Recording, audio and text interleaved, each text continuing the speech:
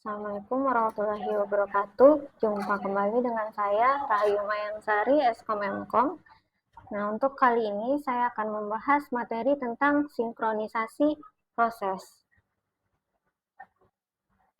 Nah, oke, kita masuk ke pengenalan dari sinkronisasi proses.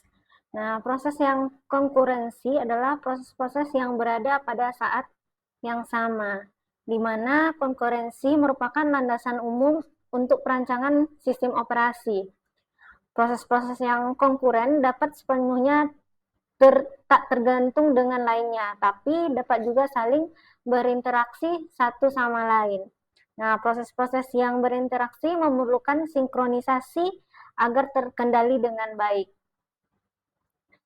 Proses-proses yang melakukan akses secara konkuren pada data yang digunakan bersama-sama menyebabkan data menjadi tidak konsisten. Nah, agar data dapat secara konsisten dibutuhkan mekanisme untuk menjamin eksekusi yang berurutan pada proses-proses yang bekerja sama.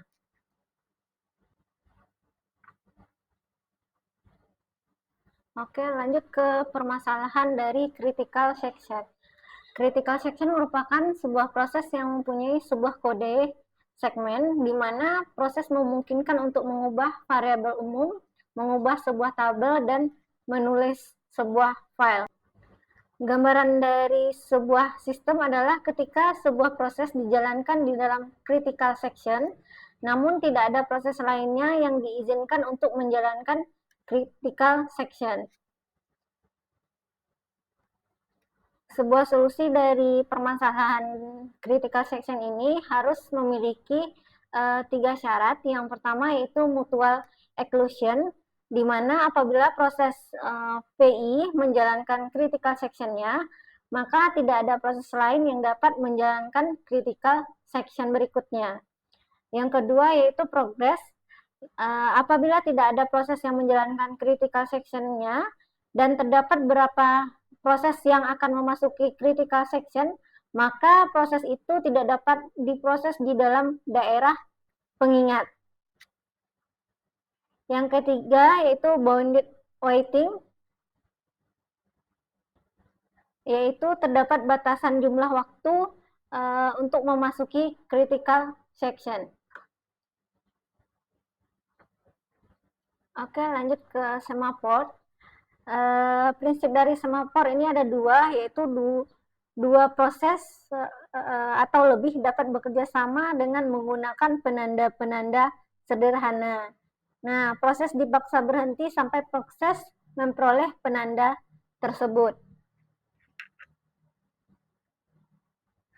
Nah, di sini kita dapat mengambil kesimpulan semafor itu adalah alat untuk sinkronisasi yang tidak membutuhkan busy waiting.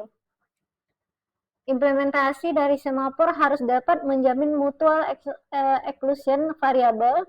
Nah, semafor terdapat dua operasi sederhana, yaitu block untuk menghentikan sementara proses dan wake up untuk melanjutkan eksekusi proses yang di blok. Oke. Nah, terdapat beberapa masalah dalam sinkronisasi. Nah, untuk mengimplementasikan permasalahan sinkronisasi dapat menggunakan beberapa model yang dalam permasalahan, yaitu yang pertama bounded buffer problem, yang kedua reader waiter, yang ketiga dining philosopher. Oke, yang pertama yang akan kita bahas yaitu tentang bounded buffer problem, di mana di sini produsen menghasilkan barang dan konsumen yang akan menggunakannya. Nah, ada beberapa batasan yang harus dipenuhi. Yang pertama yaitu barang yang dihasilkan oleh produsen terbatas jumlahnya. Yang kedua, barang yang dipakai konsumen juga terbatas. Yang ketiga, konsumen hanya boleh menggunakan barang yang dimaksud setelah produsen menghasilkan barang dalam jumlah tertentu.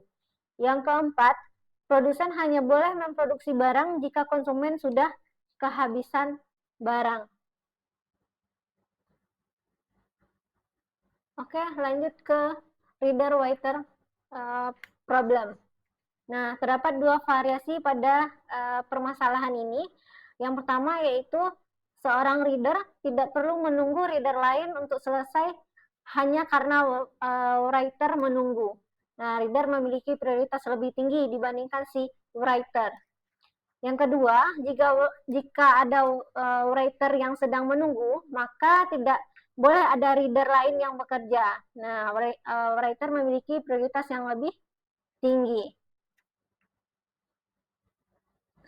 Oke, sekian pembahasan singkat dari saya tentang sinkronisasi. Semoga bermanfaat. Jumpa lagi dengan video berikutnya.